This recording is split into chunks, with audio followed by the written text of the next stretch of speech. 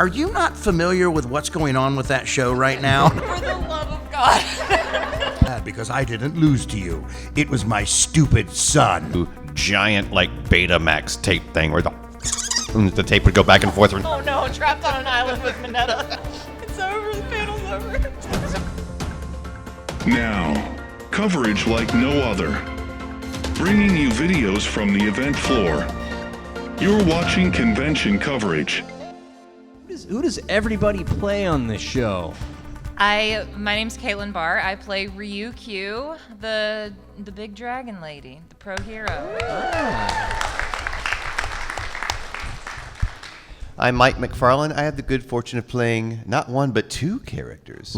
I am the voice of Good Boy Ojiro, Tailman, and I am also the instructor Ectoplasm. I didn't know you were. Right on. Sorry, I forgot to say I'm Jiro's mom and Gentle Criminal's mom, too. There you go. The cool moms. I'm the mama. My name's Chuck Huber. I play Kurogiri. And my name is John Swasey. I play All for One. Dun, dun, dun. Right on. Is being on the show been a good experience? I mean, how's it rate being on such a great big show compared to maybe anything else? Or? I don't like people knowing the shows I'm in. I like to be an unpopular. No, it's awesome. What are you talking about? For me, it was interesting because you go up to Funimation now, and they had like 10 studios or more, you know, and being an out of town, because I'm from Houston, is in the Dallas-Fort Worth area, Flower Mound area. And so driving up from Houston, they were always like, oh, okay, John's coming up, we need him for this show. And another director might go, well, since he's gonna be here, I can use him in this show. And oh, well, we do need him for this show and such. So you'd spend like 4, 5, 6, 7 hours recording it with different shows. And every time I'd go up there, I'd record. Colleen was directing my hero, and she'd go, hey, so I need you, you're this character, All for One, and I need you to just come in and record. And it was like Thanos in all the MCU movies. It was just like, I'd come in and I'd go, excellent. Well, as it should be. Okay, thanks, man. See you next time. And it was just, like, who is this guy, And I was doing a show, oddly enough, called AFO in Orlando. And Colleen was there, and she's like, why don't you have any All for One prints? And I'm like, who? She goes, All for One. I'm like, oh, yeah. She goes, are you not familiar with what's going on with that show right now? I'm like, no, I'm not. What's going on with that show? I got a gazillion things in my head and not enough room. So she started telling me, I was like, oh my gosh. And then once it was like, when you buy a car and suddenly you start seeing your car all over the road. I mean, not literally your car all over the road. That would not be a good buy. But I mean, other cars that are like yours. So suddenly it was like that for me. So yeah, it was a very eye-opening experience that I'm very grateful and thrilled to be a part of. Right So on. Colleen told you were famous? Yeah. Yeah. And I believed it. Is if you can voice any other character in the show, who would you voice and why? Oh. I think I would do Tomura Shigaraki. I think, because Eric and I we auditioned right next to each other for both those characters. He was right in front of me, and then I came in and did the same two characters, and then Colleen went boink boink and put us in the role. Yeah. But Tomura, he's my level of creep. I like the creepiness of him. I would like to voice All Might. Oh, that would be awesome. Great at it. Yes. Let's hear a line. What did it say? Yes. That wasn't very plus ultra of you, young Midoriya.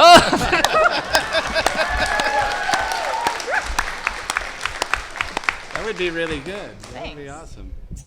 I would just let Katelyn do whatever. Yeah. That'd be my like, Mike, what would you like to do? Let Katelyn be All Might. That's my option. I'd vote for that too.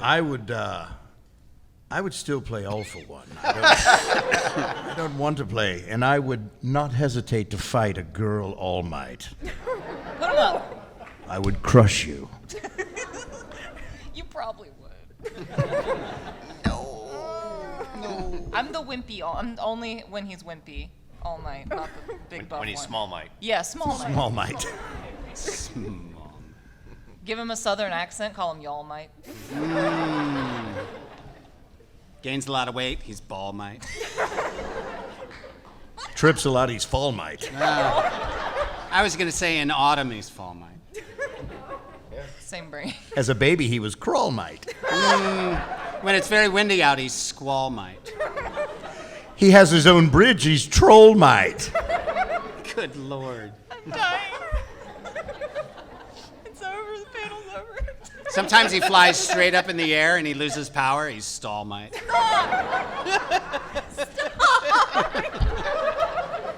But he bangs his head a lot and he's Wall Might. Sometimes he's got a lot of nerve, he's Gall Might. For the love of God. He got a new job as an operator, he's Call Might. Sometimes he hangs out with Brad Pitt in the 90s in these Legends of the Fall Might. Sometimes he's hollow inside with blinky eyes, Doll Might.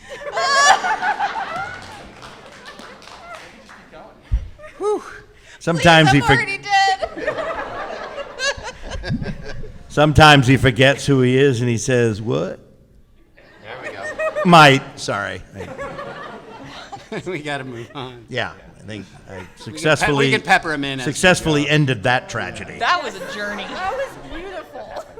That happened and we let it happen. Thank you. City in Spain, San Cristobal Might. That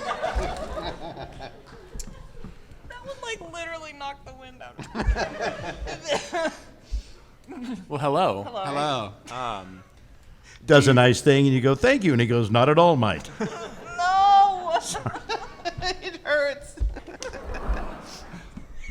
My question is there anything you guys do to get into your character, to feel like they're your character?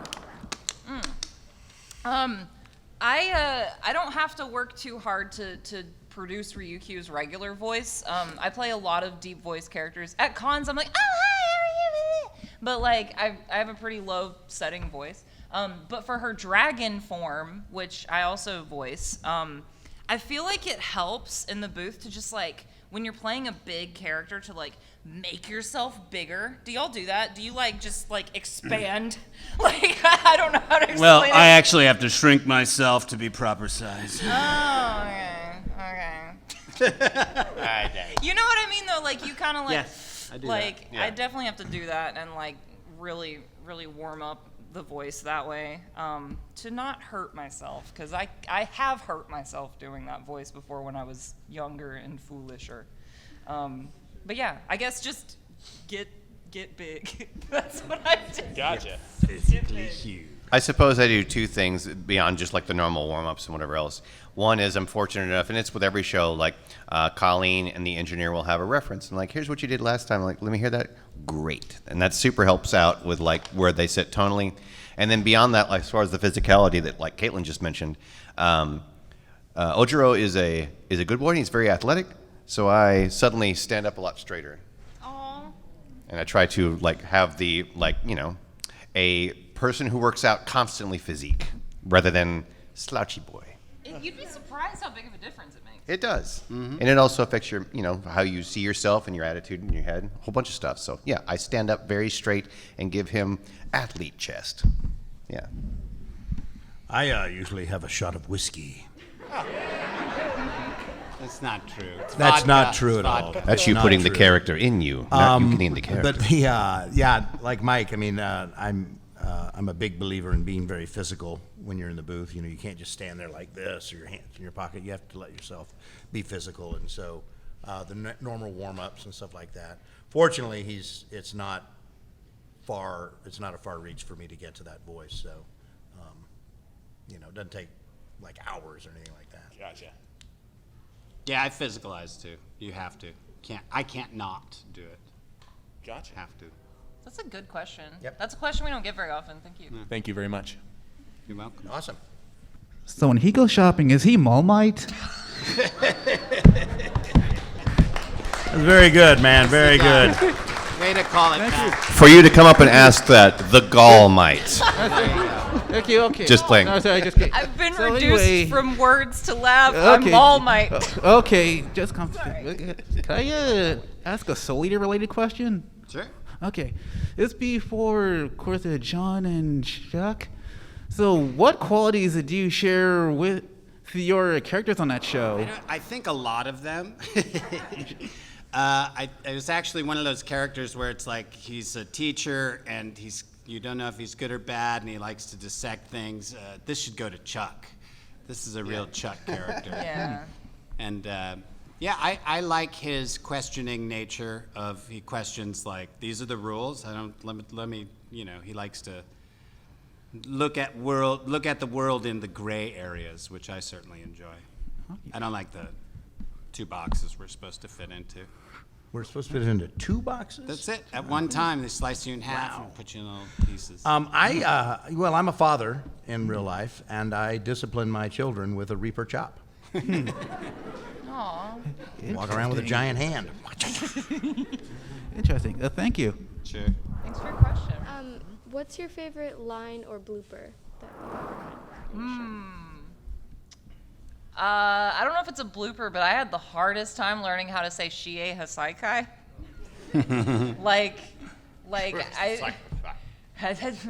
I think that session should have been 15 minutes, but it took like most of the 15 minutes just for me to learn how to say Shie Hasaikai. I still can't really say it. Shie Hasaikai. So the blooper, I guess, would be the unrecorded minutes of me trying to say Shie Hasaikai, Shie Hasaikai. That's, I don't know. Shie Hasaikai. For me, it wasn't so much a blooper or a favorite line in the show, but Funimation put on this online convention, if you will. And one of the things that they had, bits of programming they had, was Chris Sabat, who plays All Might, and me, who plays All for One, were to play each other in the video game. And they would stream that. And and they sent me this really nice headset, and I called finally and said, yeah, so I'm really excited about this, but I got to tell you something. I am not a gamer at all. And they're like, oh, okay. And I said, but I have an idea. I'm going to let my son play it. He loves the game. So we just positioned the camera, and I had a remote that wasn't plugged in, and I'm like, well, hello, All Might. Yes, let's play. And my son was sitting on the ground below me going, but we were using Wi-Fi, and it was a little spotty, and it was like stuff would stall, and then he'd get his butt kicked. He's like, God, son! I was like, shh. Oh, I'm sorry. It's something I ate this morning. Oh, my stomach's acting up. Stomach, yeah. Sounds like my son, though. So I won, or my son won the first game, and Chris won the second game, and then slaughtered me in the third game. I think the whole time he was toying with me, or my son, whatever. Anyway, so at the end, though, we had the big reveal. It's like, well, I don't feel so bad because I didn't lose to you. It was my stupid son. And my son's like, and then I found out, like, earlier this year, I was talking to this other guy, and he goes, yeah, I remember that. And you know what the really funny part is Sabat wasn't playing either. It was his daughter. That's fun. That's amazing. I have not yet told my son this, so. And she's 4.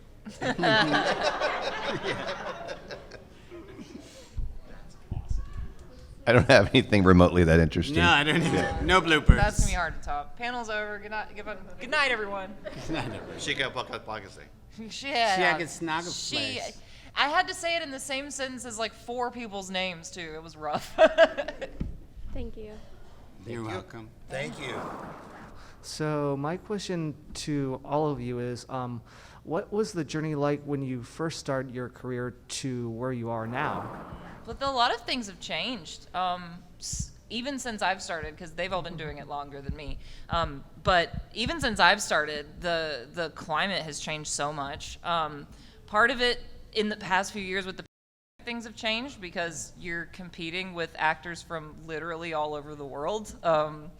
And everyone's upped their home studio game. So we used to tell people like, oh, you want to be a voice actor, live where the work is. Like, you need to live in Texas, you need to live in California. And now, obviously, that's not the case.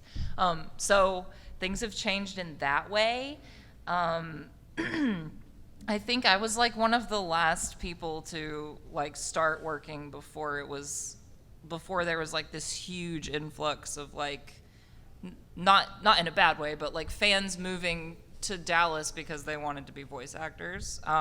That's a thing. A lot of people move to Dallas to become voice actors. Yeah, it's changed a lot in the past few years. So I would say like the competition expands all the time. And I don't see any reason why that would slow down. So yeah, I guess the amount of competition is the main thing that's changed. Sure. Yeah. I mean, y'all could probably say more about that because. I mean, there's the competition, but there's also like, you know, the technology. The technology has come quite a bit, at least since when I started recording. I started recording in like '97. Yeah, paper scripts, and in some instances, I think for Chuck and I anyway, working, they hadn't moved up to digital video yet, so it was like digital recording system connected to giant like Betamax tape thing where the tape would go back and forth and rewind. Like, yeah, that was how we came into like doing wild takes so much, because it was like either just like do one take and they're like, okay, well, it's going to be like, what time is it? You can have dinner and come back and then we can try the take again, or just try it again right now and just throw the line out there and do this little difference. Wow. So that's one thing. Number of people, number of shows. I think like the amount of shows to work with is increased substantially. Yeah. I'll leave it at that. Those are all good points. Yeah. I think when you talk about the expansion of people, there are hundreds and hundreds of actors now that work. And when we began, there were like 12 of us. Yeah. Yeah, it was like me and Chuck and 20 people. Yeah, it's like it. I mean, there wasn't a lot. And it was actually, from the acting standpoint in the DFW area, it was kind of looked down upon by the fancy theater people. They were like, I don't want to do the silly, and then it has completely flipped now to where people are like, that is an amazing career to have, or that's an amazing art form to work in. So that part's been fun too. Yep. Yeah, I think looking at it from maybe a fan's perspective, I was talking to this fella, Matt Greenfield, who's like this, knows anime from the get-go. I mean, and back in the day, in the early 70s, reels would come over from Japan. And somebody would watch it, no subtitles, nothing. They'd watch it and they're like, you know, I've got a friend I work with who's half Japanese. I'm gonna have him come over and kind of see if he can translate it. And they'd start making notes and they'd watch it and then they'd send it to a friend in another state and they go, hey man, see if you can take my notes and add to it. And they do that. It might take 6 months or a year and it would just travel all over. And by the time it got back to you, it might be this Bible, like it's kind of a full script and you're like trying to watch it again, you know? And then stuff, when we first started recording, stuff would come out on VHS tapes, right? 3 episodes per tape, $25 a tape. To watch a season, it's $100, $150, you know, something like that. It's crazy. Then it came out on DVD and then Blu-ray, and then of course with streaming. Now you get Funimation Now and Sentai for $20 a month, and you have access to more anime than you'll ever watch in a lifetime. But I just think back to, and the dubbing, look at just, I think the dubbing and the streaming and all that has really created a huge fan base. But it is, I will say the streaming, I think, is really what, and the dubbing. I mean, you know, there's that argument of dubs versus subs, and, you know, as dub actors, obviously we prefer dubs. We've got nothing against subs, whatever you want to watch. But I do think, personally, that the dubs are what have really helped this community to grow, you know, because it's just more accessible. Thank you. Thank you. This is just something I thought of from the first question. Wouldn't the female All Might be his instructor, Nana Shimura, or would it be someone more like Mirko, who destroyed a poor city street that did nothing wrong? Yes. Nah, I want to give Mirko the job because Mirko's good. Mirko would be a good teacher, I think, for All Might. I don't know. What do you think? Yeah. Maybe Shimura, since she has more of All Might's attitude. But Mirko does have his strengths. True. That's important. Yeah. Solka. Yeah. Thank you. Thank you. I guess my question was more for the characters who the people who came in later on in the series when it built up a big fan base. I guess it was just like, what was it like entering that fan base or entering that show in the fan base? Because I know the fan base is like crazy. Oh, yeah. Yeah. It's like insane. Have you guys all been around since season 1? I know, Yeah. Yeah? All y'all? Oh, okay. So just me. It was a game changer for me in a lot of ways because before I was Ryukyu, I had been doing this for like 6-7 years, and I would go to a con every now and then, but I didn't do them like I do now. Like, I've got conventions like every other weekend now because of my hero. It's like, so I already, like, it didn't take me by surprise like it did the people who were there when it started. So getting cast was like, I'm always happy to get cast, like in anything, even if it's the show that nobody's watching, because like I love doing this job and it's, it's work. But when you get cast in My Hero, it's like now people kind of understand like, oh, this is going to change your career. Like, especially if there's a pop figure. It's nuts. And I don't have any other pop figures. I don't have any other characters that have this like huge like trajectory for me. It's scary. It's wild, but it's been so rewarding and so cool. And like every convention I go to, I'm like I'm not over it. I'm still surprised. Like this one show has made this much of a difference. It's nuts. And we're so grateful like to that the fandom is so huge and so passionate.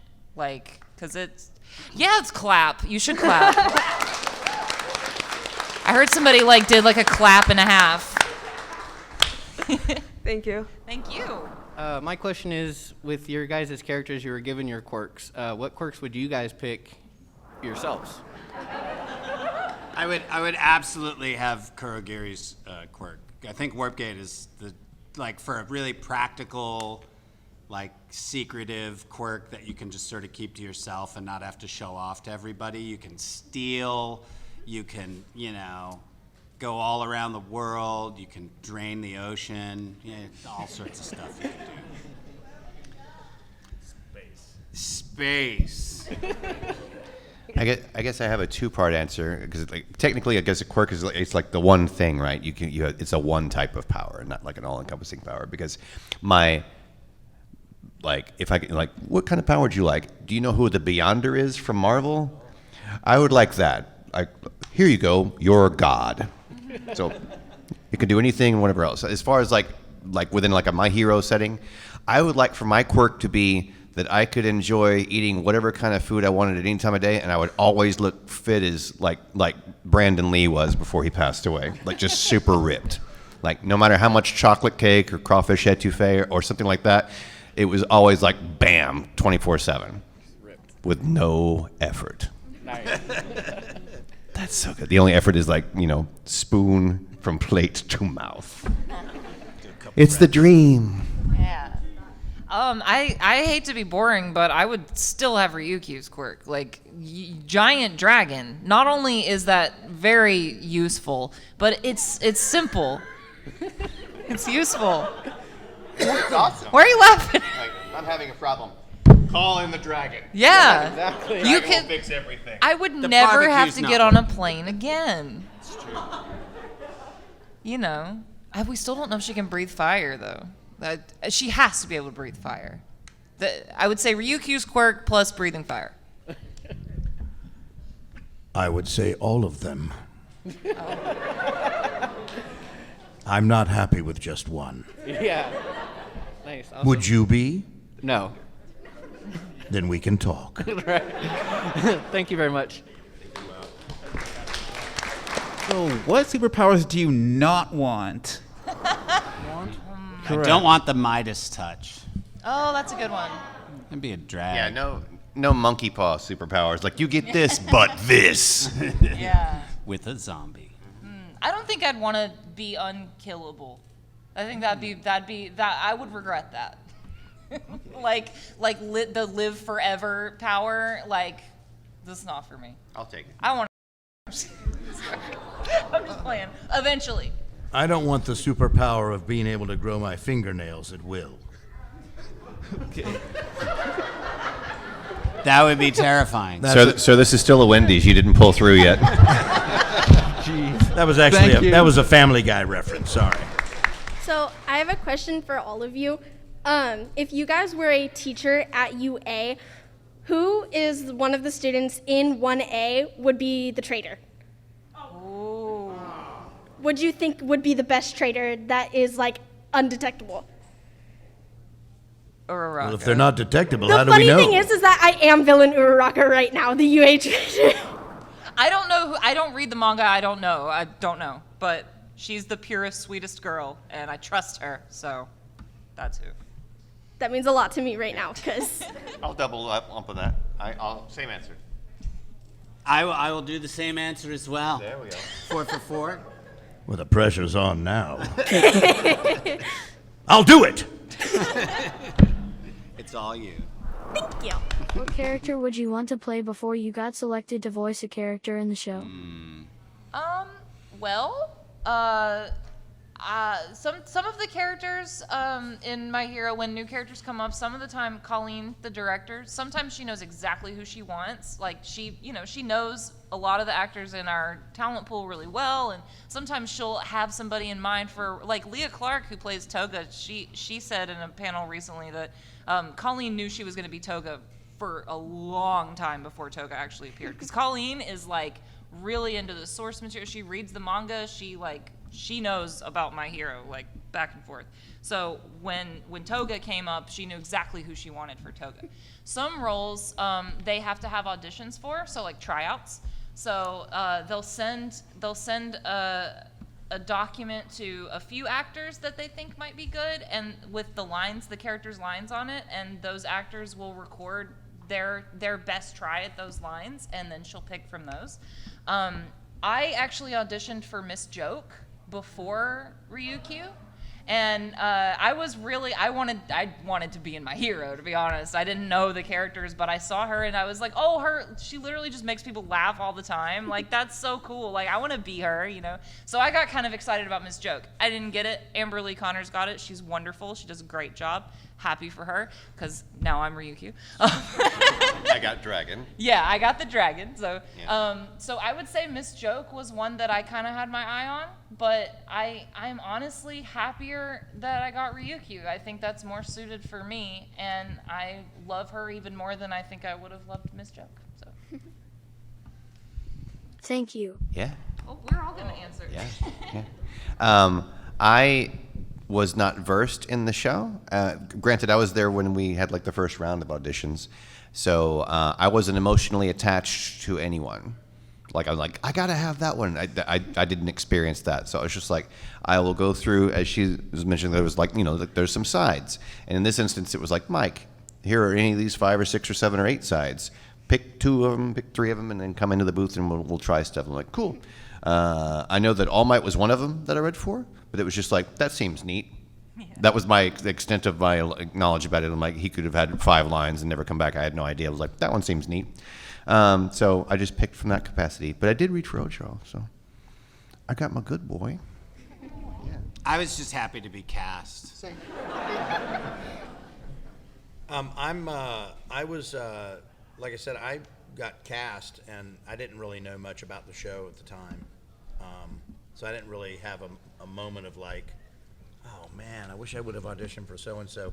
And one reason is, you know, with the directors, and we've worked together for a long, long time, and the directors, when they cast you as something, it's because they're like, that's in your wheelhouse, that's what you can do, that's what I know you can do, or at least I hope you can do.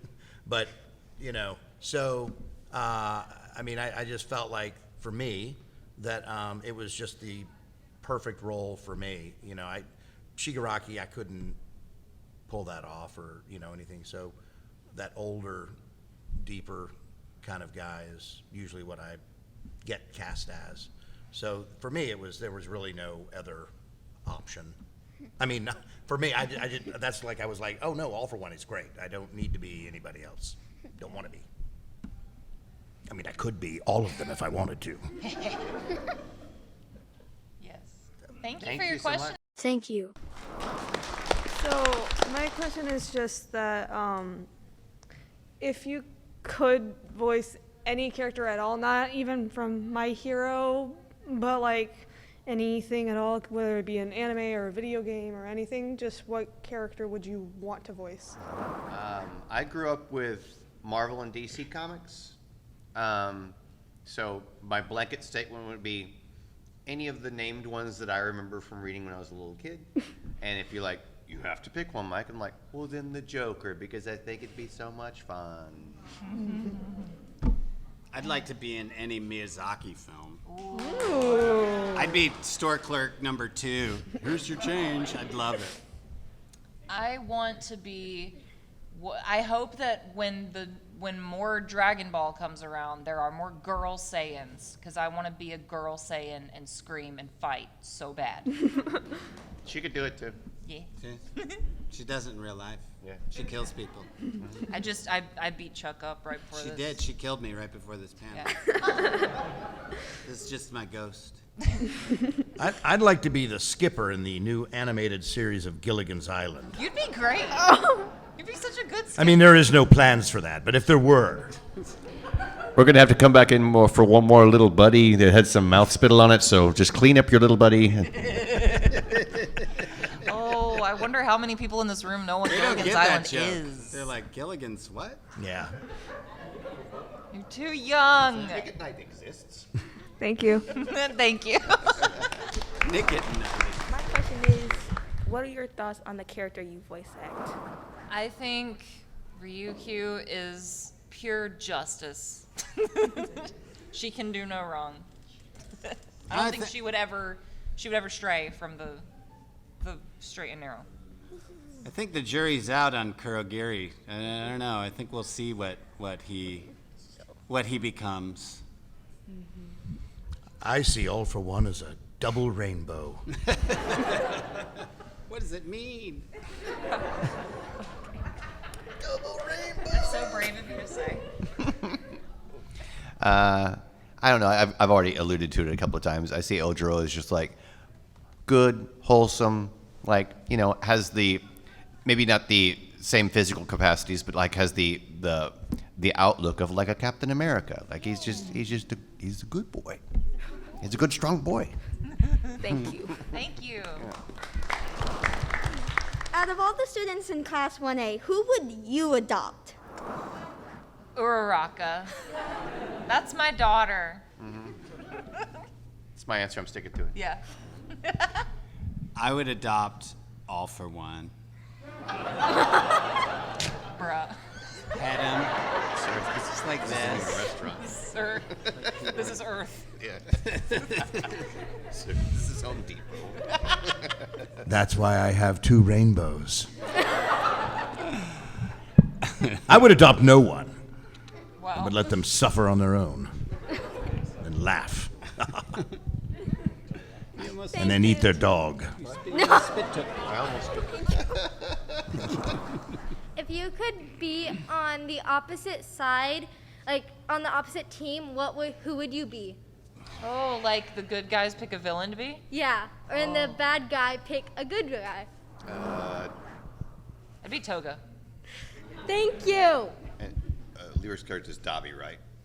That's Jason Liebert. Yeah. Yeah. Sorry. Liebert, I don't yeah. know what I thought you said. Dobby. Yes. Yeah. Yes.